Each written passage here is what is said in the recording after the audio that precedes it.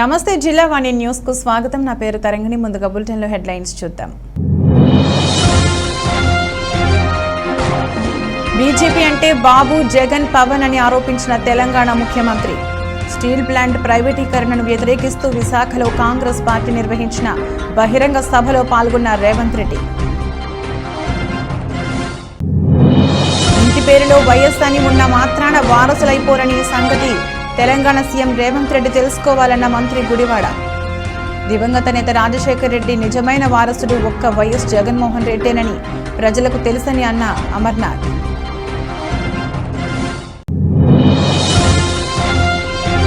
రానున్న సార్వత్రిక ఎన్నికల ప్రచారానికి శ్రీకారం చుట్టిన పెందుర్తి ఎమ్మెల్యే అన్నంరెడ్డి. వేపగుంట మీనాక్షి కన్వెన్షన్స్ కళ్యాణ మండపం నుంచి పెందుర్తి జంక్షన్ వరకు శ్రేణులతో ర్యాలీలో పాల్గొన్న ఆదిప్ రాజ్.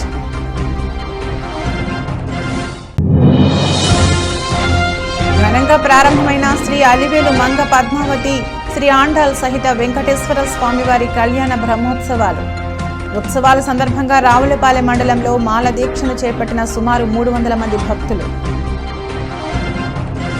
బీజేపీ అంటే బాబు, జగన్, పవన్ అని ఆరోపించారు తెలంగాణ సీఎం రేవంత్ రెడ్డి.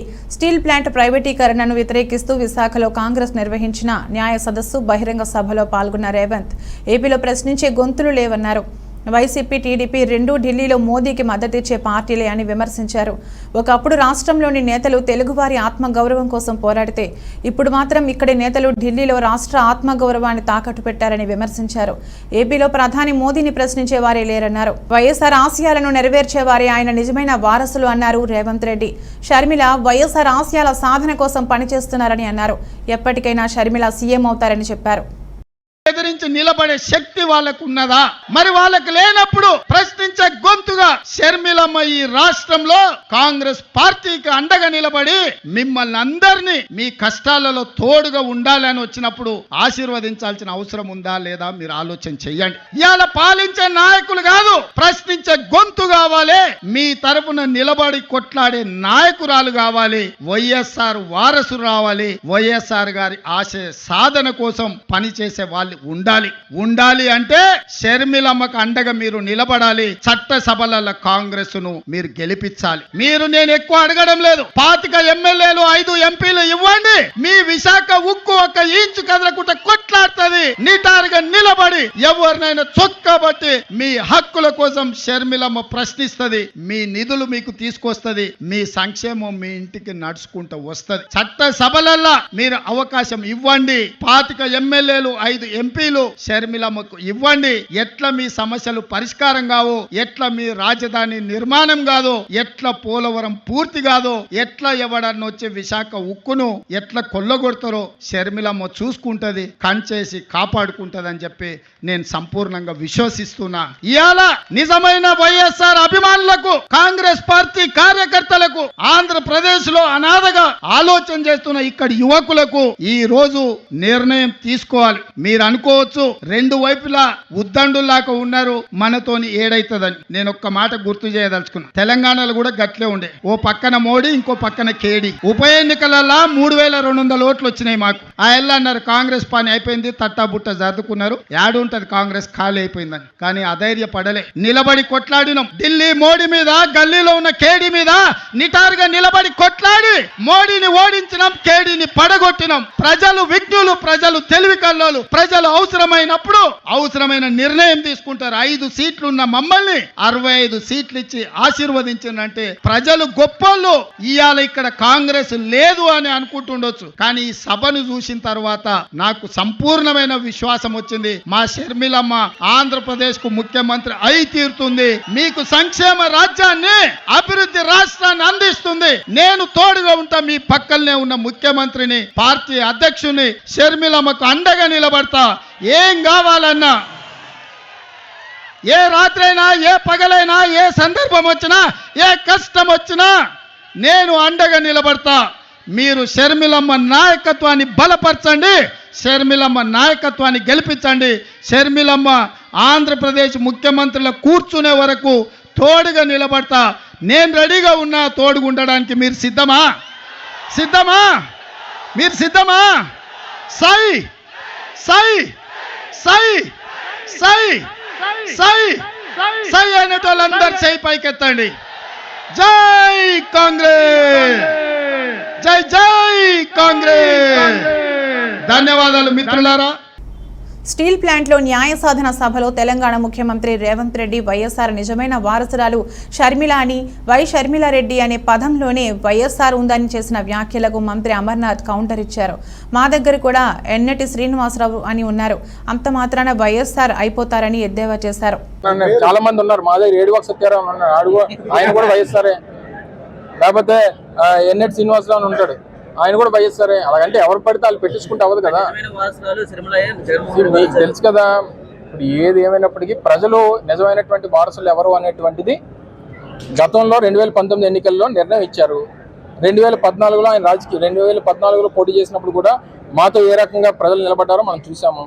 రేపు కూడా మీరు చూస్తారు ఎవరి సంఖ్య ఏంటి అనేటువంటిది, ఎవరు వారసులు అనేటువంటి మళ్ళీ రేపు జరుగుతాయి కదా ఎన్నికలు, అప్పుడు తేలిపోతాయి.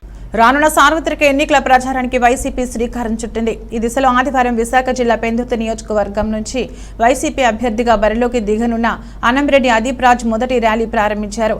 ఈ సందర్భంగా వేపగుంట మీనాక్షి కన్వెన్షన్స్ కళ్యాణ మండపం నుంచి పెందుర్తి జంక్షన్ వరకు వేలాది మంది కార్యకర్తలతో భారీ స్కూటర్ ర్యాలీ వైసీపీ శ్రేణులు నిర్వహించాయి. అనంతరం పెందుర్తి కూడలిలో ఏర్పాటు చేసిన బహిరంగ సభలో అదీప్ రాజ్ మాట్లాడుతూ మొదటిసారి ప్రతిపక్షాలపై వేడిగా విమర్శనాస్త్రాలను ప్రయోగించారు. ఈ కార్యక్రమంలో పెందుర్తికి చెందిన ముఖ్య నాయకులతో పాటు వివిధ పంచాయతీల సర్పంచ్లు, ఎంపీటీసీలు, వార్డు మెంబర్లు పెద్ద సంఖ్యలో పాల్గొన్నారు. సంతోషంగా ఉంది. ఈరోజు మరి ఎన్నికలకి ఇంకా 56 రోజులు గడువు ఉంది. మరి ఈ రోజు మనం ఎన్నికల సంతారామం పూరించి మరి ఈ కార్యక్రమాన్ని మొదలు పెడుతున్నామని చెప్పి కేవలం నిన్నే మీ అందరికీ తెలియజేయడం జరిగింది. ఎక్కువ రోజులు కూడా టైం ఇవ్వలేదు. అందరూ కూడా విచ్చేసి ఈ కార్యక్రమాన్ని విజయవంతం చేసినందుకు మరొకసారి పేరున హృదయపూర్వక ధన్యవాదాలు. ఇప్పుడు మనం ఒక్కసారి మాట్లాడుకున్నాం, ఇవన్నీ లేకుండా ఒక్క రూపాయి లంచం లేకుండా అర్హులైనటువంటి ప్రతి ఒక్క పేదవాడికి కులం చూడకుండా, మతం చూడకుండా, ప్రాంతం చూడకుండా, రాజకీయం చూడకుండా మనం సంక్షేమ కార్యక్రమాలు అందించాం. ఇవాళ అభివృద్ధి కూడా పెద్ద ఎత్తున మనం చేసామన్నటువంటిది ఇవాళ ధైర్యంగా చెప్పగలుగుతున్నాం. ఎక్కడ 1-6 ఇంకా పెండింగ్ అన్నటువంటి ఉంటాయి. ఏ ప్రభుత్వం కూడా 5 సంవత్సరాల్లో అన్ని పూర్తి చేసేటువంటి పరిస్థితి ఏ ప్రభుత్వానికి కూడా ఉండదు. కానీ ఈరోజు మనం రాజకీయాల వైపు వస్తే ఈరోజు చంద్రబాబు నాయుడు గారి పరిస్థితి ఏమిటి అన్నటువంటిది మనం చూస్తుంటే, ప్రజల్ని మోసం చేయడం చంద్రబాబు నాయుడు గారికి పరిపాటి. ఇచ్చినటువంటి హామీలు ఏ ఒక్కటి కూడా నెరవేర్చరు. తీరిపోయిన తర్వాత ఎవరినైనా తీసి పక్కన పడేసేటువంటి వ్యక్తి చంద్రబాబు నాయుడు గారు. కోనసీమ ముఖద్వారం రావులపాలెంలో భక్తుల సహాయ సహకారంతో నిర్మితమైన శ్రీ అలివేలు మంగ పద్మావతి, శ్రీ ఆండాల్ సహిత వెంకటేశ్వర స్వామి వారి 15వ వార్షిక నవాహ్నిక కళ్యాణ బ్రహ్మోత్సవాలు ఆదివారం ఘనంగా ప్రారంభమయ్యాయి. ఈ సందర్భంగా ఆలయ ప్రధాన అర్చకులు వాడపల్లి కమల్నాథ్ ఆచార్యులు బ్రహ్మోత్సవంలో స్వామివారికి స్వస్తి వాహనం, విశ్వస్తేన పూజ, పుణ్యహవాసనం, కల్మష హోమం శాస్త్రోక్తంగా నిర్వహించారు. అనంతరం సుమారు 300 మంది స్త్రీ పురుషులచే గోవిందమాల దీక్షను చేపట్టారు. ఈ సందర్భంగా కమల్నాథ్ మాట్లాడుతూ స్వామివారికి ప్రతిరోజు ఉదయం, సాయంత్రం తిరుపతి వెంకటేశ్వర స్వామివారి ఆలయంలో జరిగే బ్రహ్మోత్సవాల మాదిరిగానే బ్రహ్మోత్సవాలు నిర్వహించడం జరుగుతుందని, అలాగే స్వామివారిని వివిధ వాహనాలపై ఉత్సవమూర్తులకు గోవింద మాలదారులచే ఉదయం, సాయంత్రం గ్రామోత్సవం నిర్వహించడం జరుగుతుందని తెలిపారు.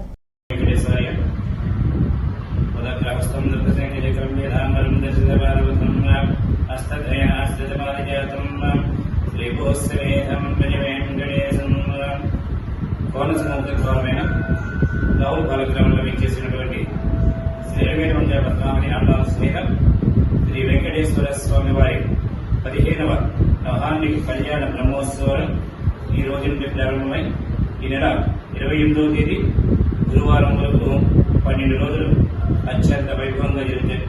ఈ బ్రహ్మోత్సవాల్లో భాగంగా 300 మందితో గోవింద దీక్షాధారణ చేయడం జరిగింది. ఈ గోవింద దీక్షాధారణతో ఉదయం, సాయంత్రం కూడా స్వామివారి యొక్క విశేష పూజ కైంకర్యాలు నిర్వహించబడతాయి. అలాగే ప్రతిరోజు ఉదయం, సాయంత్రం వాహనోత్సవాలు, అనగా తిరుమలలో ఏ విధంగా అయితే 16 వాహన సేవలు జరుగుతాయో అలాగే ఈ రావులపాలెం సేవలో కూడా 16 వాహన సేవలు అత్యంత వైభవంగా జరుగుతాయి. ప్రతిరోజు ఉదయం 8 గంటలకు, రాత్రి 8 గంటలకు ఈ వాహన సేవలు అత్యంత వైభవంగా జరుగుతాయి. ఈ వాహన సేవలో అత్యధికంగా భక్తులు పాల్గొనడం కూడా జరుగుతుంది. ఓం నమో వెంకటేశాయ. అనకాపల్లి జిల్లా పెందుర్తి నియోజకవర్గం లంకలపాలెం హోటల్ జాగృతిలో ఉత్తరాంధ్ర బీసీ సంక్షేమ సంఘం మీడియా సమావేశం ఏర్పాటు చేశారు. ఈ సందర్భంగా ఉత్తరాంధ్ర బీసీ సంక్షేమ సంఘం వ్యవస్థాపక అధ్యక్షులు మొల్లి రమణబాబు, మహిళా అధ్యక్షులు పెదపాటి కళ్యాణి మరియు పలువురు బీసీ సంఘం నాయకులు మాట్లాడుతూ 1982లో విశ్వవిఖ్యాత నట సార్వభౌమ పద్మశ్రీ డాక్టర్ నందమూరి తారక రామారావు ఆంధ్రప్రదేశ్లో తెలుగుదేశం అనే పార్టీని స్థాపించిన 6 నెలల్లోని పార్టీ అధికారంలోకి తీసుకొచ్చి మరి ఆనాడు బీసీలకు ఎంతో పెద్దపీట వేశారు అని నందమూరి తారక రామారావు ఉత్తరాంధ్ర జిల్లాల నుంచి బీసీ సీనియర్ నాయకులు అయినటువంటి దాడి వీరభద్రరావు, విశాఖపట్నం నుంచి పల్లా సింహాచలం, అయ్యన్న పాత్రుడు, యనమల రామకృష్ణుడు ఎంతో మంది బీసీ నాయకులను బీసీలుగా గుర్తింపు చేసిన ఘనత ఒకే ఒక నందమూరి రామారావుకి దక్కుతుందని అన్నారు. ఈ కార్యక్రమంలో మహిళా అధ్యక్షులు పెద్దపాటి కళ్యాణి, కార్యదర్శి పిల్లల శంకర్, ప్రధాన కార్యదర్శి కె కృష్ణంనాయుడు, పరవాడ మండల అధ్యక్షులు రమేష్, విశాఖ జిల్లా యువజన విభాగం ప్రధాన కార్యదర్శి ఎలమంచిలి ప్రసాద్, సాయి అనకాపల్లి జిల్లా యోజన విభాగ ప్రధాన కార్యదర్శి సిహెచ్ జగ్గప్పారావు, పెందుర్తి నియోజకవర్గం కన్వీనర్ వెంకు నాయుడు తదితరులు పాల్గొన్నారు. ఈరోజు అనకాపల్లి జిల్లా పెందుర్తి నియోజకవర్గం లంకిలపాలెం జంక్షన్లో హోటల్ జాగృతిలో జరుగుతున్నటువంటి ఉత్తరాంధ్ర బీసీ సంక్షేమ సంఘం విలేకరుల సమావేశం ఏర్పాటు చేశాం. ఈ సమావేశం ఎజెండా ఏంటంటే, మొన్న ఈ మధ్య ఒక వారం రోజుల క్రితం ఒక పార్టీ బీసీలకు అత్యధిక ప్రాధాన్యత ఇచ్చింది. 50 సంవత్సరాలకే ఫంక్షన్ ఇస్తున్నామని చెప్పారు. చాలా హర్షించదగ్గ విషయం. మరో పార్టీ 5 సంవత్సరాలు అయినా సరే ఇంతవరకు బీసీ రుణాల పరిస్థితి ఏమైందో కూడా కనిపించకుండా చేశారు. ఇంతకీ బీసీ రుణాలు ఉన్నాయా లేవా? ఉంటే ఎందుకు రిలీజ్ చేయకపోవాలా? కనీసం రాష్ట్రం మొత్తం మీద ఒక్కరికైనా సరే బీసీ కార్పొరేషన్ రుణాలు మీరు మంజూరు చేశారా? చేసినట్లయితే ఒక 5 మంది చూపించండి. మీరు ఇంతవరకు బీసీలని ఓటు బ్యాంక్ వాడుకుంటున్నారు. వాడుకోకండి. మాకు రాజ్యాధికారం మాట్లాడారు. ఇప్పుడు బీసీ టికెట్ల వరకు వచ్చేసరికి అనకాపల్లి జిల్లాకు వచ్చి ఎక్కడి నుంచో నాన్ లోకల్ వాళ్ళని తీసుకొచ్చి మన ఇంటి మీద ఎక్కించి మాకు నాయకులు చేస్తున్నారు. మేము స్థానికులకి టికెట్ ఇచ్చి బీసీల నుంచి స్థానికులకి టికెట్లు ఇస్తే మేము బీసీలందరం కష్టపడి పనిచేసి మా నాయకులను మేము గెలిపించుకోగల సత్తా మాకుంది. గెలిపించుకుంటాం. అది ఏ పార్టీ అయినా కానీ స్థానికులకు టికెట్లు ఇచ్చే సంస్కృతిని ఎందుకో వెనకబెడతా వస్తున్నారు. ఎక్కడి నుంచో తీసుకొచ్చి ఇక్కడ నాన్ లోకల్ వాళ్ళని పోటీ చేపిస్తున్నారు. ఎందుకో మమ్మల్ని చాలా స్థానికులను చాలా అవమానిస్తున్నాయనే చెప్పాలి పార్టీలు. రెండోది వస్తే, ఇప్పుడు ఉన్న ప్రభుత్వం మహిళలకి ఒక్కొక్క మహిళా ఖాతాకి కూడా 1,00,000 నుంచి 1,20,000, 1,30,000 వరకు సంవత్సరానికి లబ్ధి చేకూర్చుతున్నాం. కాబట్టి ఈ బీసీ ఏంటి, ఎస్సీ ఎస్టీ మహిళలు ఏంటి అందరూ కూడా మాకు తప్పకుండా ఓటేస్తారు అనే గర్వంతో ఉన్నారు. అయితే ఈరోజు మహిళలందరూ కూడా చాలా విజ్ఞులు, చాలా వరకు ఓటు అవేర్నెస్తో ఉన్నారు. చాలా ఆలోచించాల్సిన అవసరం ఉంది. మన ఇంటికి వచ్చే 1,20,000 బీసీలుగానే ఉండిపోనాం. ఇప్పుడు కూడా అట్టడుగు ప్రాంతాన్ని ఉంటున్నాం. మనల్ని ఏ పార్టీ అధికారంలోకి వచ్చినా మనల్ని బానిసలుగా వాడుకుంటున్నారు, ఓటు బ్యాంకుగా వాడుకుంటున్నారు. మనకు వచ్చే రుణమాఫీలు కూడా సరిగ్గా చక్కమిట్టడం లేదు. మనకి బీసీ సంక్షేమ సంఘంలో ఎన్నో హక్కులు ఉన్నాయి. హక్కుల గురించి కూడా చాలాసార్లు మేము ప్రతిసారి కూడా సభలలో పోరాడుతున్నాం. హక్కులు కూడా పూర్తిగా నెరవేర్చడం లేదు. ఏ పార్టీ అధికారంలోకి వచ్చినా మాకు ఒక ఎమ్మెల్యే, ఒక ఎంపీ, ఒక డిప్యూటీ సీఎం వరకే పరిమితం అయిపోతున్నాం. కానీ అధ్యక్ష పీఠాన్ని మాత్రం మాకు ఎప్పుడూ కూడా అసలు ఎప్పుడు కూడా కవిత్వం చేసుకోవడానికి కూడా ఎప్పుడు కూడా అట్టాడుకుని ఉంటున్నాం. ఉత్తరాంధ్ర ఈరోజు పెందుర్తి నియోజకవర్గం లంకిలపాలెం హోటల్ జాగృతిలో ఉత్తరాంధ్ర బీసీ సంక్షేమ సంఘం పత్రికా సమావేశ కార్యక్రమం. మరి దీనికి ముఖ్యంగా పరవాడ మండల అధ్యక్షుడిని నియమించాము, రమేష్ గారిని. మరి ఆయన చెప్పారు, మీరు ఉత్తరాంధ్ర బీసీ సంక్షేమాన్ని నా వంతు నేను సహాయ సహకారాలు అందిస్తూ ఎల్లవేళ ఈ సంఘానికి తోడ్పడతానని చెప్పి మాకు మాట్లాడడం జరిగింది. అదేవిధంగా ఉత్తరాంధ్ర బీసీ సంక్షేమం నుంచి ఎన్నోసార్లు మేము చెప్పాము. కార్పొరేషన్ నిధులు కానీ కనీసం మాకు రావాల్సిన రాయితీలు కానీ ఎప్పుడు కూడా వచ్చిన పాపాలు పోలేదు. 5 సంవత్సరాల్లో కూడా రేపు రాబోయే రోజుల్లో ఏ పార్టీ వచ్చినా సరే మాకు బీసీలకి రావాల్సిన రాయితీలు కార్పొరేషన్ నిధులు కంపల్సరిగా కేటాయించాలని చెప్పేసి కోరడం జరుగుతుంది. నా పేరు వీపీ రమేష్ కుమార్. నేను ఈరోజు నాకు ఈ అవకాశం ఇచ్చిన పెద్దలకి చిన్నలకి మా మొండి రామబాబు అధ్యక్షుడికి నమస్కారాలు చేసుకుంటూ మాదొక బీసీ సంఘంకి నేను ఈ అనకాపల్లి మండలంలో అనకాపల్లి జిల్లా పరవాడ మండలంలో లంకిలపాలెం హోటల్లో వీళ్ళు ప్రెస్ మీట్ పెట్టడం జరిగింది.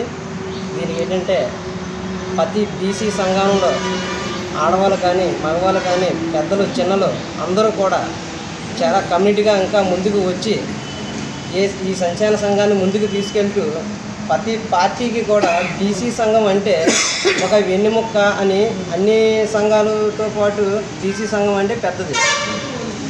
ఈ బీసీ సంఘంలోని ఏమంటారంటే ప్రతి రాజకీయ నాయకులు కూడా మా సంఘం మా బీసీలకే పెద్దపీయటం, బీసీలదే అంతా మా బీసీ మా వెన్నెముక్క అని అంటారు. కానీ ఓటర్లు అయిపోయిన తర్వాత ఎన్నికలు అయిపోయిన తర్వాత బీసీ సంఘాల వెన్నెముక్కల్ని ఇరిసి పక్కన పెడుతున్నారు. వాళ్ళు బీసీలు అంటే గుర్తింపే లేదు ఎవరికి కూడా. అలా అని ఈరోజు బీసీ ఏ ప్రభుత్వం వచ్చినా బీసీ సంఘాలకి అందరూ ఒక ఐక్యతగా ఉండి ముందు నడిపించాలని కోరుకుంటున్నాం. డాక్టర్ బిఆర్ అంబేద్కర్ కోనసీమ జిల్లా వాడపల్లి గ్రామంలో కోనసీమ తిరుమలగా ప్రసిద్ధిగాంచిన శ్రీ వెంకటేశ్వర స్వామివారి ఆలయంలో స్వామివారి ఆలయ శిఖరానికి ఈరోజు ఉదయం స్వర్ణ శిఖర ప్రతిష్ఠ మహోత్సవం ఆలయ అర్చకులు వేద పండితుల ఆధ్వర్యంలో అత్యంత వైభవంగా నిర్వహించారు. ఈ కార్యక్రమంతో పాటు ఉపాలయంగా వెలసి ఉన్న కాశీ విశ్వేశ్వరులకు, గోపాలస్వామి, మహాలక్ష్మి అమ్మవారి ఆలయాలకు కూడా స్వర్ణ కలశ ప్రతిష్ఠ జరిగింది. ఈ కార్యక్రమం కొత్తపేట శాసనసభ్యులు చెర్ల జగ్గిరెడ్డి గారి సహకారంతో ఆలయ చైర్మన్ రుద్రరాజు రమేష్ రాజు గారి ఆధ్వర్యంలో ఆలయ అర్చకులు శాస్త్రోక్తంగా నిర్వహించారు. ఈ కార్యక్రమానికి సుమారు 35 లక్షల రూపాయలు దాతల సహకారం అందించడం జరిగింది. దాతలు తాడి మోహన్ రెడ్డి దంపతులు, మేడపాటి సిద్ధార్థరెడ్డి దంపతులు, చెర్ల వాసురెడ్డి దంపతులు, ఆలయ ధర్మకర్త పి సురేష్ రాజు ఆర్థిక సహకారంతో ప్రతిష్టా మహోత్సవం జరిగింది. ఈ కార్యక్రమంలో ఆలయ ఉప కమిషనర్ భూపతిరాజు, వెంకట సత్యకిషోర్ కుమార్ మరియు ధర్మకర్తల మండల సభ్యులు మెర్ల వెంకటేశ్వరరావు, శనగన సత్యనారాయణ, ధర్మకర్తల మండల సభ్యులు, ఆలయ అర్చకులు, భక్త బృందం, వాడపల్లి ఉప సర్పంచ్ పోతురాజు బాబురావు, వాడపల్లి ఎంపీటీసీ ఏపుగంటి వీర్రాఘవ తదితరులు పాల్గొన్నారు.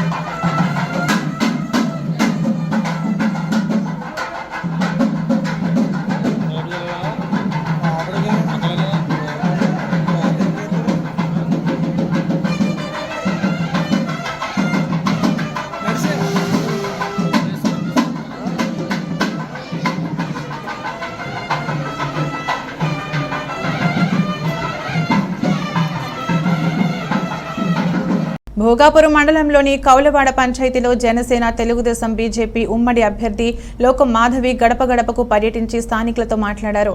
మాధవి గారు మాట్లాడుతూ జనసేన, తెలుగుదేశం, బీజేపీ ఉమ్మడి ప్రభుత్వాన్ని స్వాగతించాలని, రాష్ట్రాన్ని తిరిగి అభివృద్ధి గాడిలో పెట్టాలి అంటే అది ఈ కూటమితోనే సాధ్యమని, నెల్లిమర్ల నియోజకవర్గంలో గాజు గ్లాసు గుర్తుపై ఓటు వేసి తమ మద్దతు తెలియజేయాలని కోరారు. అలాగే కౌలవాడలో ఉన్నటువంటి సమస్యలపై తాను పరిష్కారం దిశగా అడుగులు వేస్తానని, తమ బిడ్డలకు బంగారు భవిష్యత్తు ఇచ్చే బాధ్యత తాను తీసుకుంటానని లోకం మాధవి తెలియజేశారు. అలాగే నెల్లిమర్ల మండలంలోని కొత్తపేట పంచాయతీలో పర్యటించిన లోక మాధవి ప్రతి ఒక్కరితో మాట్లాడి వారి సమస్యలను స్వయంగా తెలుసుకున్నారు. ప్రతి ఒక్కరూ ఏకతాటిపైకి వచ్చి ఈ ప్రభుత్వాన్ని గద్దెదింపాలని ప్రజలకు పిలుపునిచ్చారు. నెల్లిమర్ల నియోజకవర్గాన్ని పారిశ్రామిక అభివృద్ధి దిశగా తీసుకువెళ్తానని, రోజుకు వర్గంలోని యువతకి ఉద్యోగాలు, ఉపాధి అవకాశాలు కల్పిస్తానని మాటిచ్చారు. చేతులు లగాలి పైకి.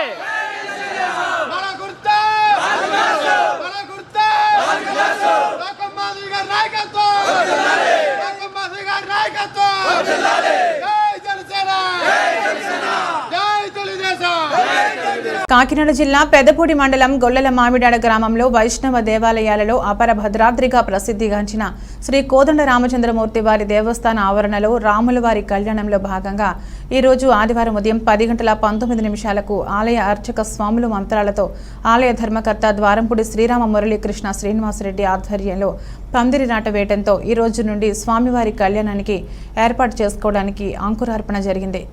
అలాగే ఆలయ ధర్మకర్త సకుటుంబ సమేతంగా పందిరిలాట కార్యక్రమంలో భాగస్వాములయ్యారు. ఈ కార్యక్రమం ఆలయ ప్రధాన అర్చకులు, గ్రామ నాయకులు, ఆలయ కమిటీ భక్తుల సందడితో ఘనంగా జరిగింది.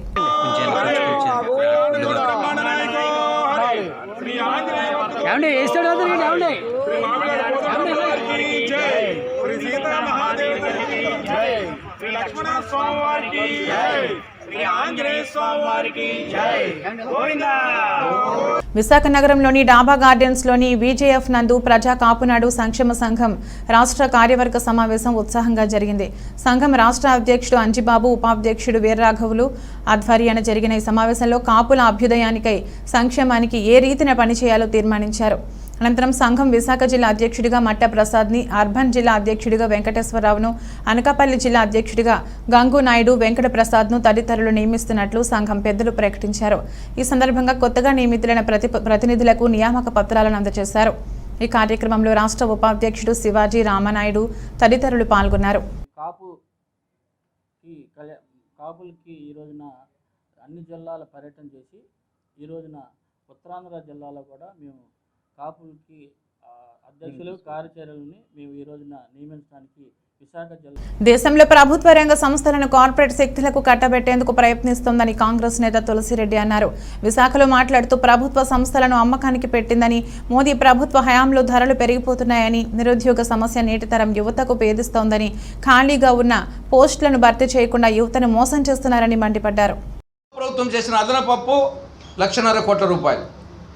2019 నుంచి నేటి వరకు జగన్ ప్రభుత్వం చేసిన అదనపు అప్పు 8.5 లక్షల కోట్ల రూపాయలు. అది కాక 1,00,000 కోట్లు కాక 1,50,000 కోట్లు కాక 8.5 లక్షల కోట్ల రూపాయలు అప్పు చేసి ఈ రాష్ట్రాన్ని రుణాంధ్రప్రదేశ్గా, అప్పుల ఆంధ్రప్రదేశ్గా చేశాడు జగన్మోహన్ రెడ్డి. ఈ రాష్ట్రాన్ని అరాచక ఆంధ్రప్రదేశ్గా చేశాడు. ఎవరి ప్రాణానికి రక్షణ లేదు. ఏ శాంతి ఎప్పుడు లేచిందో చెప్పలేము. రాక్షస రాజ్యం, రావణ రాజ్యం తాండవిస్తూ ఉంది. రాష్ట్రంలో రాష్ట్రం వచ్చేసి అగ్నిగుండం అయిపోతూ ఉంది.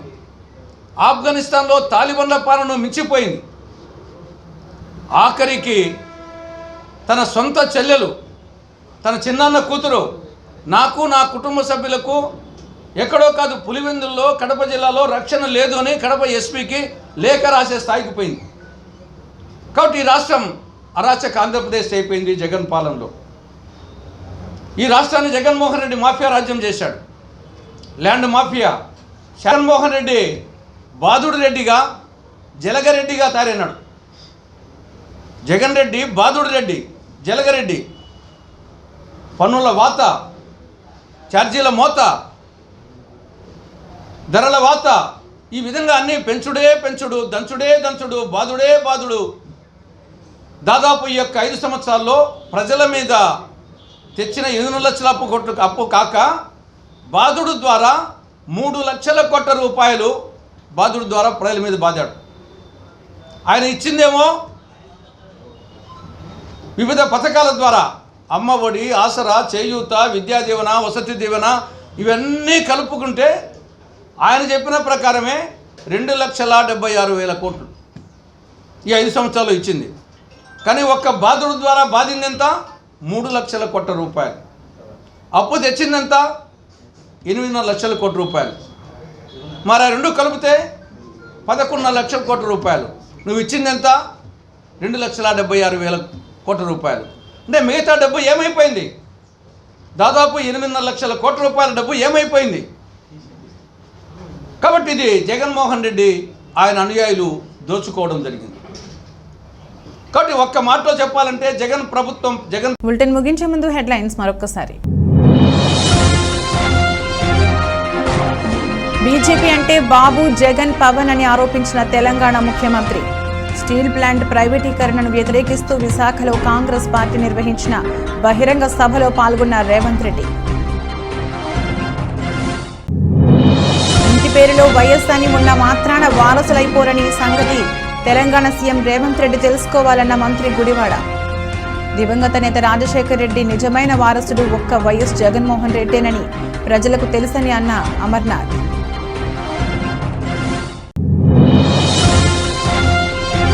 రానున్న సార్వత్రిక ఎన్నికల ప్రచారానికి శ్రీకారం చుట్టిన పెందుర్తి ఎమ్మెల్యే అన్నంరెడ్డి. వేపగుంట మీనాక్షి కన్వెన్షన్స్ కళ్యాణ మండపం నుంచి పెందుర్తి జంక్షన్ వరకు శ్రేణులతో ర్యాలీలో పాల్గొన్న ఆదిప్ రాజ్.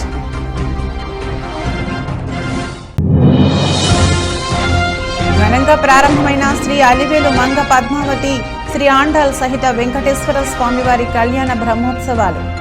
ఉత్సవాల సందర్భంగా రావులపాలెం మండలంలో మాల దీక్షను చేపట్టిన సుమారు 300 మంది భక్తులు. ఇది రోజు బులెటిన్. మరో బులెటిన్లో మళ్ళీ కలుద్దాం. అంతవరకు సెలవు. నమస్కారం.